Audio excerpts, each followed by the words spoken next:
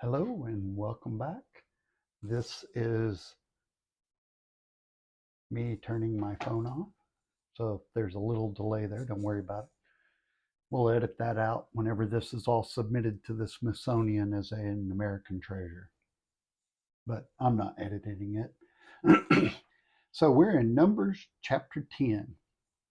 And this is a really good chapter of the work that went into moving several million people through the desert. We might think of in terms of, hey, I could probably lead a team or I could lead a few people, but leading millions of people in the desert requires a lot of administration and a lot of layers because otherwise everybody's going to kind of do what they want. They're not going to follow what God wants. So, chapter 10 of Numbers shows us how God set up a system for everybody to kind of know what was going on. So we're going to read Numbers chapter 10 in the complete Jewish Bible because I think it just sounds better. So it starts like this. Adonai said to Moshe, make two trumpets, make them of hammered silver, use them for summoning the community and for sounding the call to break camp and move on. When they are sounded, the entire community is to assemble before you at the entrance to the tent of meeting. If only one is sounded, then just the leaders, the heads of the clans of Israel, are to assemble before you. When you sound the alarm, the camps to the east will commence traveling.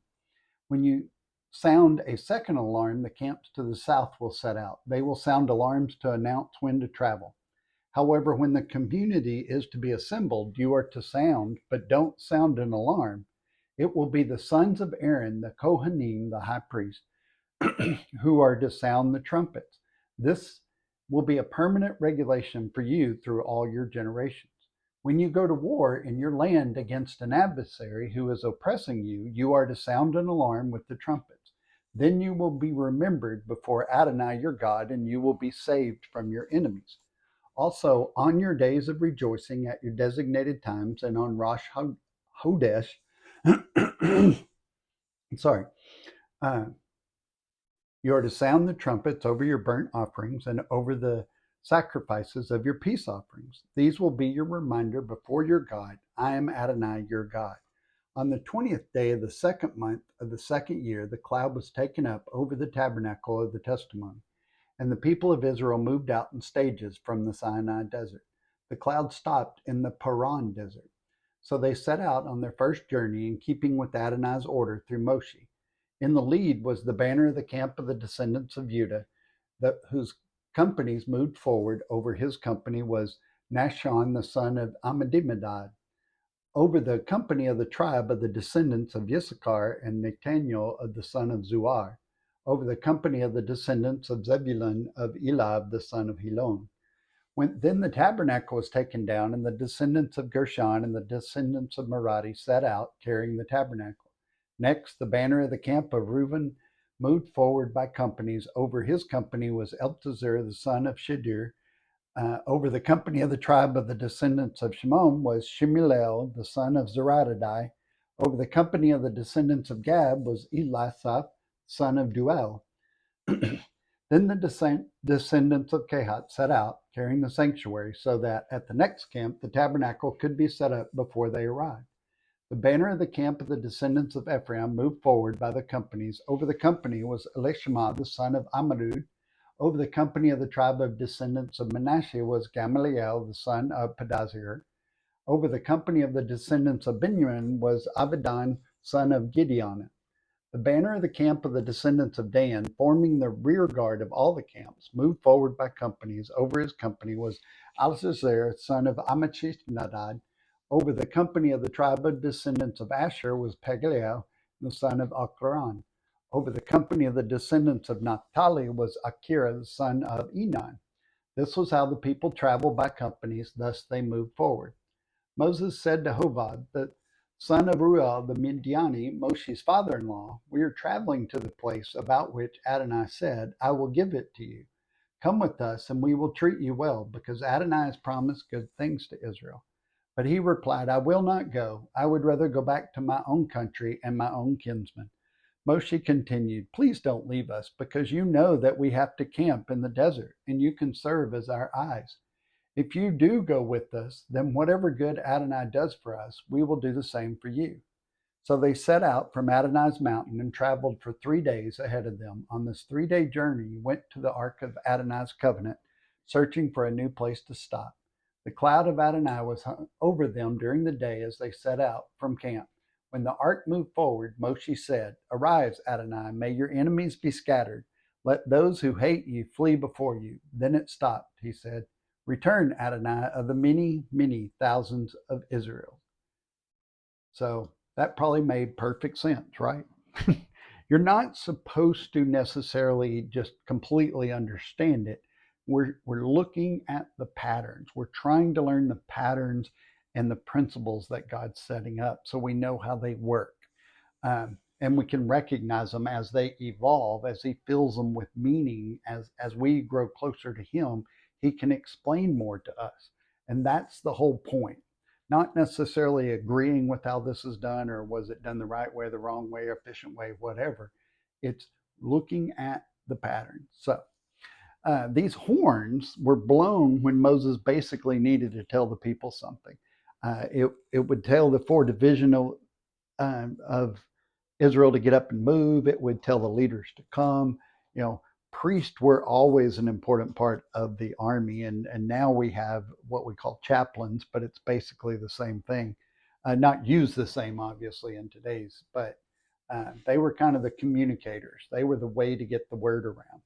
So the commander would tell the priest what signal to blow using those silver trumpets, and then the field commanders would repeat those calls on shofars, the horn of the non-priest, and that way it would kind of get out. So you'd send it to these guys, and these guys would send it to those guys. So a few places in the New Testament we find the blowing of trumpets signaling this vengeful remembrance too. In Matthew 24:31 it says, "And He will send forth His angels with a great trumpet, and they will gather together His elect from the four winds, from one end of the sky to the other."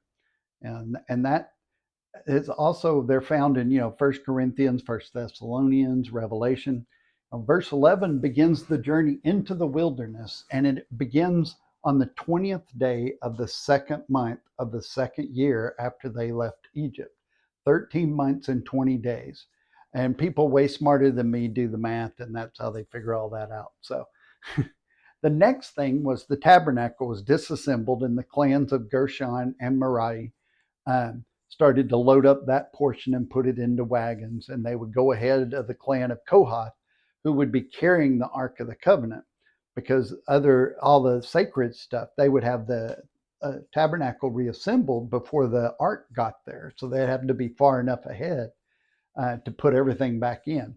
So all the prayer, worship, ritual, and observance was preparation and obedience, and it was preceded action and came before battle. So all of these things that maybe we don't see as significant, God is building them up so they're prepared for the battle that they're going to face. Sometimes we tell somebody, "Hey, if you accept Jesus, you're a Christian, you're saved." And then they go out in the world and they're like, "Hey, I'm not really safe. I'm being bombarded constantly." That's because they didn't grow in their faith and prepare themselves for the battles that are coming. So when somebody treats them wrong, they're like, "Well, I'm out. This God stuff's not real because somebody was mean to me in the church, and I thought everybody was supposed to be sweet when they become a Christian." And we all know that that's just not how that works. So in verse 29, we have Moses appealing to Hobab about coming with them because he knows his way around. So he is a brother-in-law to Moses. It's either another name for Yithro, his father-in-law, or it's somebody from the same clan of Raul. So that's not really relevant, but so why did he want him to come? Because he knows where they should camp and can be their guide. We find out in Joshua that Hobab, the Midianite, is also called a Kenite. So Midianite identifies the tribe, and being a Kenite is a place or location. So a Kenite lived near Canaan. So Hobab was familiar with where they were supposed to go and how to get there because he lived near there. So each time they stopped and camped overnight, they did not set up the wilderness tabernacle. It was only when the fire cloud rested. So that's an interesting dynamic we get there. So what the ark meant to Israel and to their enemies is demonstrated in 1 Samuel 4. When they had learned that the ark of the Lord had come into the camp, the Philistines were frightened, for they said, Yahweh has come to camp. Woe to us! Who can save us from the power of this mighty Elohim, this mighty God? So the Philistines recognized that the Ark of the Covenant, as representative of the God of Israel, they knew that was God's name and they knew the power. They had heard all of this stuff. So verse 6 says that Yud He Vav He, Cain has come to camp. And the Philistines knew that this God of the Hebrews had devastated Egypt. The word had gotten out about all of that. So the word picture expressed in this poem is that the Lord rises away from the ark and goes out to do battle ahead of Israel. And in verse 36, when the battle is over, the tabernacle is erected and the ark is set in its proper and guarded place. And then Moses begs the Lord to return. That's what that's about. So this hymn was placed here to display some irony because all this praising of Jehovah, immediately complaining and rebellion begins. So it's like right now they're like, oh, we love God, we're totally obedient, and then all of a sudden they start rebelling and get mad about things. And we're all like that. We're comfortable, we're happy, and then when that's affected, we're like, oh, I'm out. I don't want to do this anymore. Paul referred to let's see, I'm sorry, Numbers 11 begins a section of Torah 2 that's about 38 years of Israel wandering the desert in the wilderness. And then the next several chapters have complaining, lack of faith, rebellion. They record the severe punishments that Jehovah responded with for these outrages against him. And that's another reason why we're going to read it, because we need to know what's at stake here. Is being disobedient just rude? No, it's outrageous to God. And sometimes the punishment for it is severe. And we need to know that. Paul referred to Numbers, particularly when he was writing and speaking to the Corinthians in 1 Corinthians 10, 1 through 12 says this: I don't want you to forget, dear brothers and sisters, about our ancestors in the wilderness long ago. All of them were guided by a cloud that moved ahead of them, and all of them walked through the seas on dry ground. In the cloud and in the sea, all of them were baptized as followers of Moses. All of them ate the same spiritual food, and all of them drank the same spiritual water. For they drank from the spiritual rock that traveled with them, and that rock was Christ. Yet God was not pleased with most of them, and their bodies were scattered in the wilderness. He's basically saying disobedience, we know how that works. We know where that goes, and we shouldn't fall into that. And pay attention to what you're doing. Disobedience, even with redemption accomplished, does not protect a believer against divine punishment. Paul writes in Romans 15, the foundation of all of his teachings, whatever was written in the former days was written for our instruction.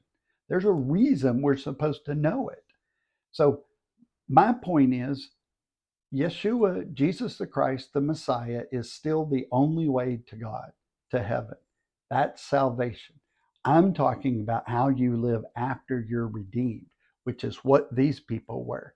Once they were redeemed out of slavery, as those of us who believe in Jesus Christ are, how should we live? That's what he's talking about. Paul's point is, if God dealt severely with his set apart and chosen people, Israel, why would you think he will not deal severely with his set apart and chosen people in union with Messiah Yeshua? Why would he treat us better than his original set apart holy people for being disobedient? The first verses of 1 Corinthians 10 set up the parallel situation. Those in the wilderness were immersed in Moses. In other words, they were all redeemed. They were all under God's covenant, the same one we're under. And they all received the same Spirit. They were all filled up with the living water of the rock, just like us.